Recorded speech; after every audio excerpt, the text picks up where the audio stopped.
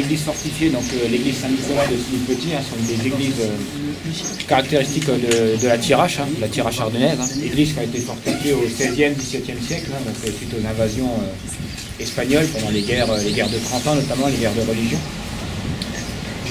Donc il y a un étage qui permettait aux habitants des bourgs, du village de venir se réfugier quand il y avait des invasions, des attaques, qui pouvaient durer plusieurs jours, voire plusieurs semaines.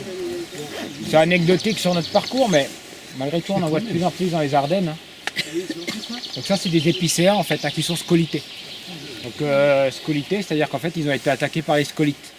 Le scolite, c'est un petit coléoptère qui fait 3-4 mm, pas plus. Donc c'est ce qu'on appelle l'ips typographe qui attaque les arbres, qui attaque les épicéas en fait. Elle va aller pondre des œufs, elle va creuser des galeries dans l'arbre pour aller pondre des œufs. Et en fait les larves ils vont se développer sous l'écorce et elles vont provoquer la mort de l'épicéa. Donc en fait l'année dernière, avec les fortes températures qu'on a eues, on a eu 3 générations d'insectes dans l'année.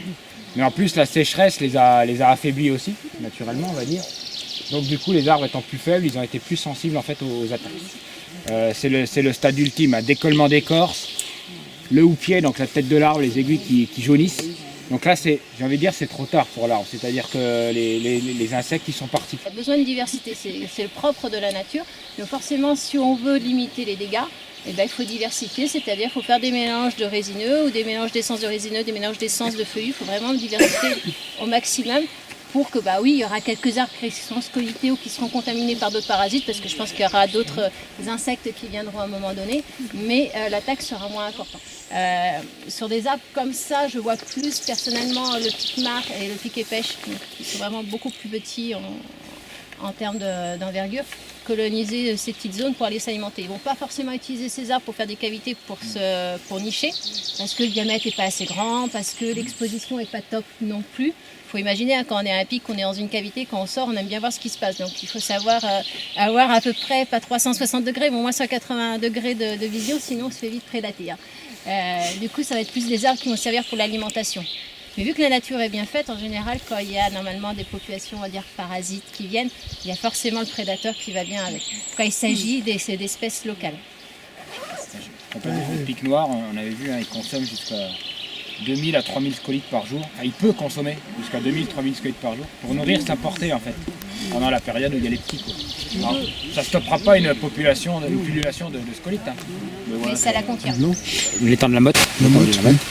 Donc étant sur le cours d'eau du Gland. Le cours d'eau du Gland, qui fait une trentaine de kilomètres, qui prend sa source à Régnoué et qui se jette dans l'Oise à Hirson, et qui là sur 4-5 km, sur les secteurs de Signy-le-Petit, Neuville, les Beaulieu, il traverse 4 étangs.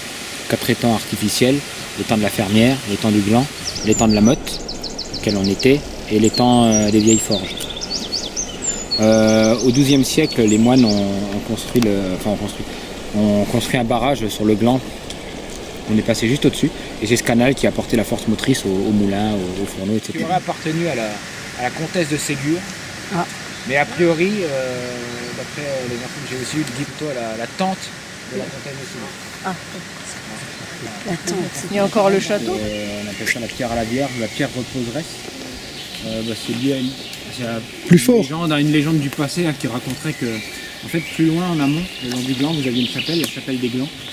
Et quand ils ont délocalisé la chapelle des Glands à Signy-le-Petit, quand ils ont transporté la Vierge, c'était à la chapelle des Glands, soi-disant ils l'auraient posée ici pour s'arrêter, se reposer.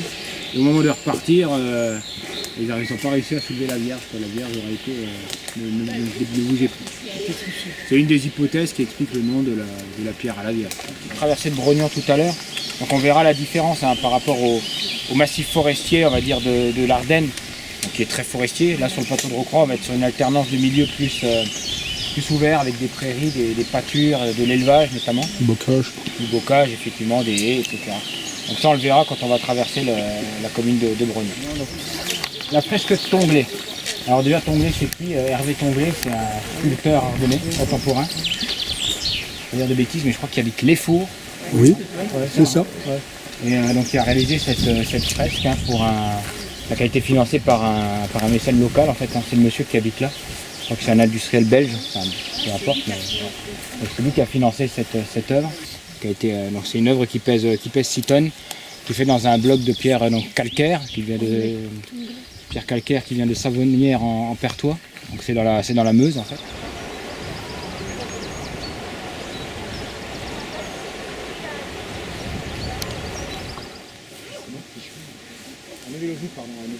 Excusez-moi. Côté allemand. Valeur par l'association Maginot. Hein. Si je dis pas de bêtises, je crois que c'est une casemate d'infanterie. On est plutôt sur des ouvrages. Alors, il faut savoir que ces bunkers peuvent avoir une seconde vie. C'est utilisé actuellement d'un point de vue culturel. C'est une trace de notre histoire qui n'est pas négligeable et qui, je pense, qu'il est important d'aller conserver. Mais ça peut aussi servir de gîte pour d'autres espèces. C'est intéressant. Notamment, il y a des départements qui ont mis en place ça, notamment la Normandie, qui sont beaucoup plus avancés au niveau des chauves-souris et tout ça, et puis ils ont un patrimoine écologique très fort. Ils ont aménagé en fait les bunkers pour les chauves-souris ou pour les chouettes, en fonction du secteur, en fonction des enjeux écologiques, bien sûr, parce que, on va dire il n'y a pas de vérité en termes d'aménagement. La vérité est stricte et propre aux bunkers qu'on étudie. Sinon, ça ne serait pas drôle. Mais il y a quand même des grandes lignes générales sur lesquelles on peut les mettre en œuvre. Et typiquement, ce bunker-là, je ne sais pas où ça en est, mais je sais que le PNR des Ardennes avait ça en projet. Alors c'est en projet, effectivement, de réaménager certains blocos, casemates ou autres, en faveur de biodiversité, alors en faveur des chauves-souris. Je sais pas, alors pour le moment, ça n'a pas encore été fait, mais c'est en cours.